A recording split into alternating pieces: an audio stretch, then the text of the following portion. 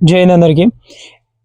Indian women's team world cup కొట్టినప్పుడు ఎంతమంది cheer చేశారు అండ్ న్యూస్ ఛానల్స్ ఎంతమంది కవర్ చేశాయో, blind cricket team world cup కొట్టినప్పుడు అలాంటి సెలబ్రేషన్స్ అనేటివి ఏమీ కనిపించలేదు నాకు. బట్ పిఎం నరేంద్ర మోదీ గారు మాత్రం సేమ్ సెలబ్రేషన్స్ తన పిఎంఓలో చేయడం జరిగింది బ్లైండ్ క్రికెట్ టీం వాళ్ళతో. అండ్ వాళ్ళకి సేమ్ ఉమెన్ క్రికెట్ టీంకి ఎలాగైతే ట్రీట్ చేశాడో same to same treatment Narendra Modi గారు మళ్ళీ బ్లైండ్ క్రికెట్ టీంకి ఇవ్వడం జరిగింది.